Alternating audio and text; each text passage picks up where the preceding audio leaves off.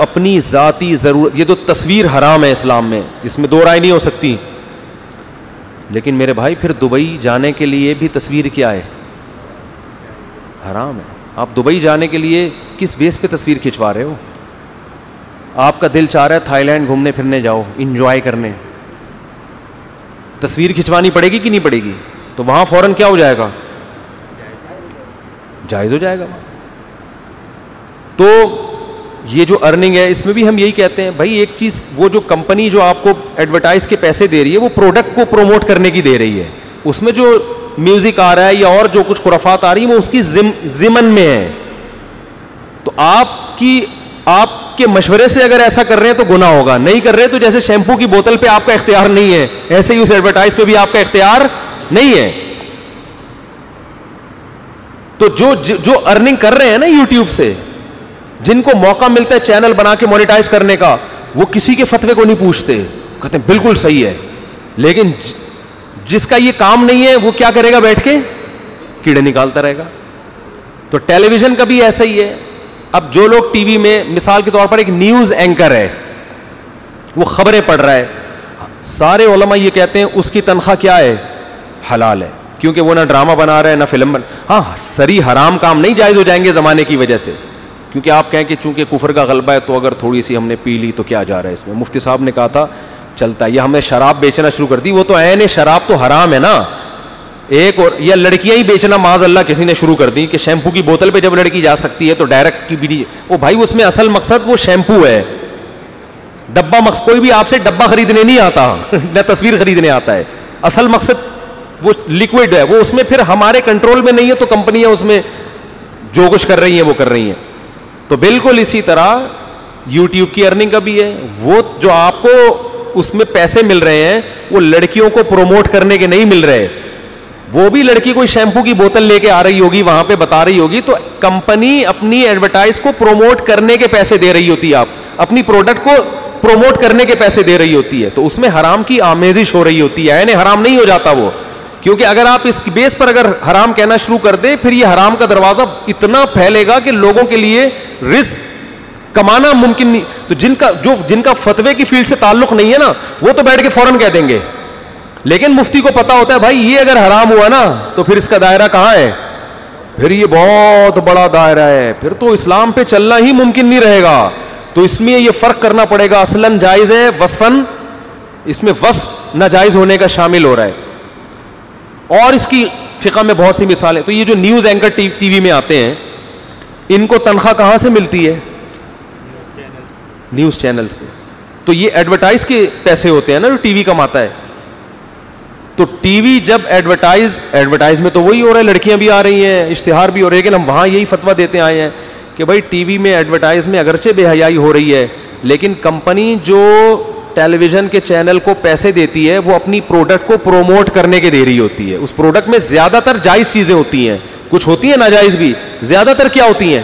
Shampoo آ رہا ہے, صابن آ رہا ہے, اور یو فون تم ہی تو ہو, اور کیا نام ہے, اور وہ سب کہہ دو, ہاتھ پاؤں کٹوا دو, ٹیلی نور کے وہ کیا, جب بھی فون کرو نا کسی کو ٹیلی نور کے 70 کروڑ. میں تو شروع میں سمجھا تھا پتہ نہیں کیا خبر پیش کر رہا ہے یار, 70 کروڑ لوگوں کو کورونا ہو گیا, کیا ہو گیا. آج ٹیلی نور کے 70 کروڑ, وہ کیا ہے, 3 کروڑ کتنے کروڑ ہیں. تو کوئی موبائل کمپنی کا اشتہار آ رہا ہے, کوئی شیمپو کا آ رہا ہے, کوئی جناب کوئی پیپسی کا آ رہا ہے, تو یہ چیزیں فی نفسی ہی کیا ہیں, جائز ہیں. اس وجہ سے ہم کہتے ہیں بھائی ٹیلی ویژن کی جو ایڈورٹائزمنٹ سے ارننگ ہے وہ ارننگ بذات خود کیا ہے, جائز ہے. لیکن ٹی وی والوں پر واجب ہے کہ جو حرام کی آمیزش ہو رہی ہے ایک اندازے سے تھوڑی رقم صدقہ کر دیں. تو نیوز اینکر کو وہ دی جا رہی ہے. نیوز اینکر کا کام بذات خود کیا ہے, جائز ہے, خبریں پڑھ رہا ہے نا وہ. اچھا مجھے یہ بتاؤ, یہ جو ڈاکومنٹری بنا رہے ہوتے ہیں, خبریں دکھا رہے ہیں, بندے مر گئے, یہ مر گئے, اس میں بھی درمیان میں لیڈیز بہت ساری گزر رہی ہوتی ہیں. باپ کو چونکہ تم نے بغیر دوپٹے کے لیڈیز دکھائی ہیں لہذا تمہیں جو تنخواہ ملے گی وہ کیا ہوگی, حرام. وہ کہے گا بھائی میں یہ بندہ دکھا رہا ہوں, اور اگر لیڈیز بھی دکھا رہا ہوں تو اس کا مقصد خاتون کو نمایاں کرنا نہیں ہے, اس کے ساتھ کوئی مسئلہ ہو گیا بیچاری کے ساتھ, ٹھیک ہے نا. میرا مقصد اس بے حیائی کو پروموٹ کرنا, یہ اس کا ڈانس دکھانا نہیں ہے. میرا مقصد ہے یہ خاتون بیچاری لٹ گئی, ان کے ساتھ ڈاکو ان کا پرس چھین کے چلے گئے, جی محترمہ بتائیے کیسے ڈاکو آئے, کیسے گئے. تو ہم یہاں بھی اس کی ارننگ کو کیا کہیں گے, جائز, حالانکہ وہ بغیر دوپٹے کے تو ٹی وی میں آنا اس کے لیے جائز نہیں تھا. ہم کہیں گے مقصد معاشرے سے برائی کو ختم کرنا ہے. اس ڈرامے فلموں کو ہم اس لیے ناجائز کہتے ہیں ان کی ارننگ کو کہ وہ تو بذات خود ہے ہی غلط, اس کی تو ضرورت بھی نہیں ہے نا. اور دوسری بات یہ کہ ہم کمپنی جو اشتہار بنا رہی ہے جس میں عورتوں کا استعمال کر رہی ہے اس کو کے عمل کو پھر بھی ناجائز کہیں گے. بھائی دکاندار تو مجبور ہے نا شیمپو کی بوتل بیچنے پر, لیکن شیمپو کی بوتل بنانے والا وہ تھوڑی مجبور ہے اس پر لڑکی کی تصویر چھاپنے پر. وہ نہ چھاپے نا, وہ کیوں چھاپ رہا ہے؟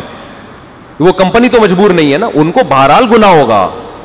لیکن یہ سب چیزیں اس وقت ہوں گی جب یہ سارے چیزیں کس کے کنٹرول میں ہوں؟ یا آپ کے کنٹرول میں ہوں. تو نیوز اینکر کی تنخواہ کو بھی جائز. ہاں ڈراموں فلموں میں لڑکیاں ناچ رہی ہیں اور جو بھی بے حیائی کے سین آ رہے ہیں اس میں اس لیے ہم اس کو ناجائز کہیں گے کہ بھائی آپ کو تنخواہ اگرچہ جائز ارننگ سے دی جا رہی ہے, لیکن جس کام کے عوض میں دی جا رہی ہے وہ کام کیا ہے؟ وہ کام ناجائز. جیسے ایک آدمی سے آپ کہو بندے کو مار کے آ جاؤ میں تمہیں حلال آمدن سے دوں گا, تو آپ اگرچہ حلال سے دے رہے ہیں لیکن جس کام کے بدلے میں دے رہے ہیں وہ کام کیا ہے؟ تو ناچنے والی عورتوں کی آمدن حرام ہے, چاہے کوئی آدمی اپنے خون پسینے کی کمائی سے دے رہا ہو, اس لیے کہ کام ہی ناجائز ہے. سمجھتے ہو کہ نہیں سمجھتے؟ اسی طرح بینکنگ میں پہلے تو علماء یہ کہتے تھے کہ بینک میں کسی بھی طرح سے جاب کرنا حرام ہے, لیکن اب بینک کا کام سود کے علاوہ بھی درجنوں کام ہو گئے ہیں. اب بینک میں جو آدمی صرف جو چوکیدار ہے, اب بہت سے علماء کہتے ہیں بھائی اس کی تنخواہ حرام نہیں ہو سکتی, اس لیے کہ بینک کی وجہ صرف سودی لین دین کے لیے نہیں ہے. بینک بہت سارے اور ایسے کام کر رہا ہوتا ہے جو فی نفسی ہی جائز کام ہوتے ہیں, وہ بہت ساری سروسز دے رہا ہوتا ہے لوگوں کو.